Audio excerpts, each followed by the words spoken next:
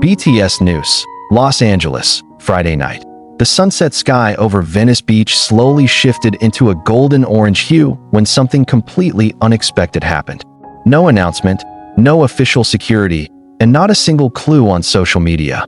A man wearing a black bucket hat and a loose white shirt stood barefoot on the cooling sand. He stared out at the vast ocean shimmering under the soft evening light. And within seconds, people around him began to realize who he truly was. Jungkook. The man was Jungkook, the main vocalist of BTS, now standing in plain view of the public at one of the busiest and most open spots in LA. But strangely, there were no screams, no overwhelming hysteria. Instead, people fell silent, watching a surreal scene unfold in complete stillness. They saw him pull a small microphone from his pocket, connect it to a portable speaker by his feet, and then he sang at first. Only the ocean breeze served as background music. But when his baritone voice began to flow into the beach's atmosphere, everything around him shifted. Jungkook was singing a song no one recognized. It wasn't from any BTS album, nor from his official solo releases. It sounded like a whisper from his soul, soft, honest, and deeply stirring. Some beachgoers recorded it. Yet, oddly, many simply watched, as if there was a magnetic pull urging them to listen rather than capture. They instinctively knew this wasn't just a random performance. This was something else, a deliberate silence, a secret message wrapped in melody.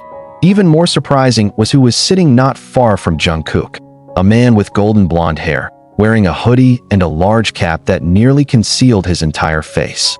Few noticed at first, but later, in the corner of a fan-recorded video, it was clearly visible. It was jimin of BTS, sitting cross-legged on the sand, holding a small camera, recording Jungkook himself. The questions began pouring in. What exactly happened that night? Why were two of the world's biggest stars at a public beach without security, crew, or any official notice? And more shockingly, why were they recording something that felt secret? The next day, a 1-minute and 47-second video surfaced on social media with the caption, "This is not a performance. This is a message." It didn't take long before hashtags like #Jungkook on the beach and #Jungkook secret project became global trends that armies around the world were in a frenzy, restless, curious, and sleepless. They analyzed every frame of the video, searching for clues in facial expressions, hand gestures, even shadows in the sand. One theory suggested that the song Jungkook sang that night was part of a secret project they were working on, outside of HYB's supervision. But beyond theories, it was Jimin's expression, struggling to hold back tears during the final verse, that revealed something deeper than just music or a secret project. There was sorrow, guilt, love, and an unspoken goodbye.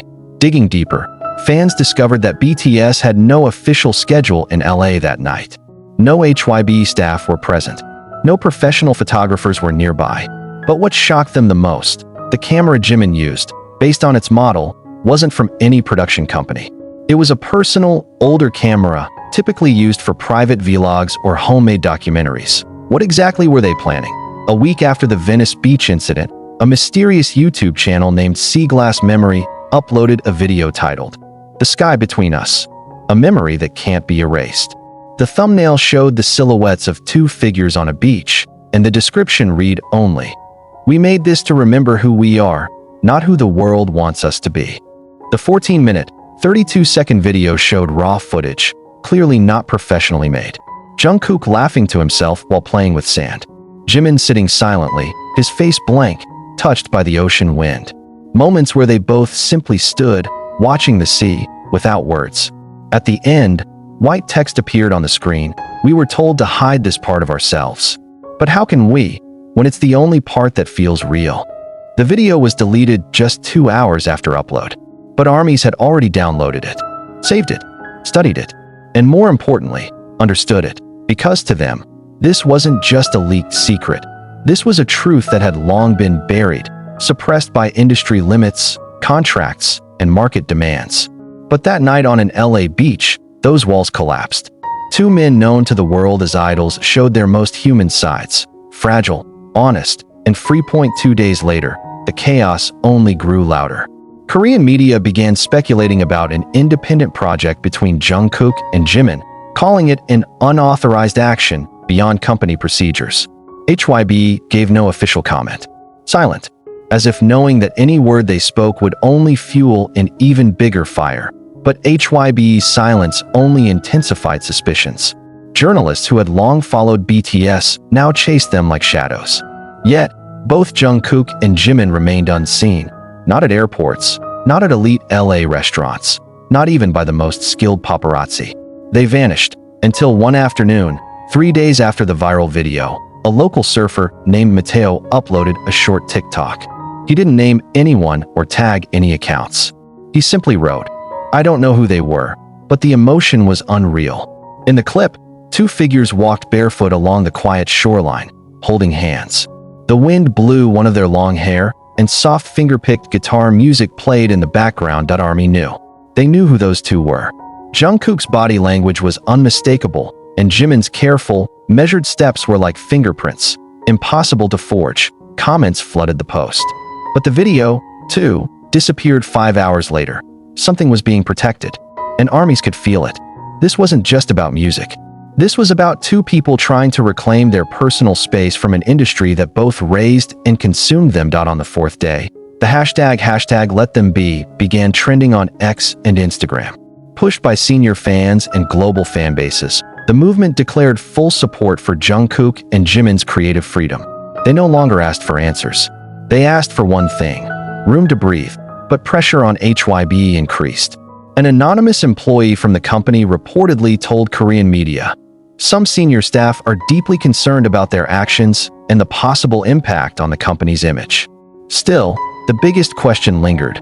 What exactly was in the secret recording? And why did they risk everything to show it, even briefly?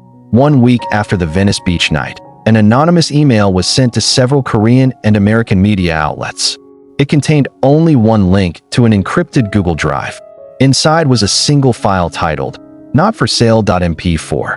The 22-minute video was a documentary, but not a typical one. There was no narration, no interviews, just still images, fragments of audio, and handwritten notes flashing one by one on the screen. Among them, "We're tired of pretending to be strong when we're dying inside. We sing about freedom, but we're trapped by the camera." This is not a confession. This is liberation. In the middle of the video, a close-up of Jungkook's face appeared, drenched in sweat, but not from rehearsal. He was crying. Behind him stood Jimin, eyes closed, his hand resting on Jungkook's shoulder. In the background, a song played, one no one had ever heard before. Fans named it "Ocean Between Us." The song felt deeply personal, like an open letter. The lyrics were subtle, but conveyed a sense of being trapped, of losing identity, and of longing to begin again, not as idols, but as people. In the final verse, Jungkook's voice nearly broke. "If I disappear tomorrow, remember me not as Jungkook of BTS, but as the boy who once sang by the sea." The world fell silent. The video changed everything. HYB finally released a statement. "We are currently reviewing all unauthorized activities conducted by our artists and will take the necessary steps to maintain the company's integrity."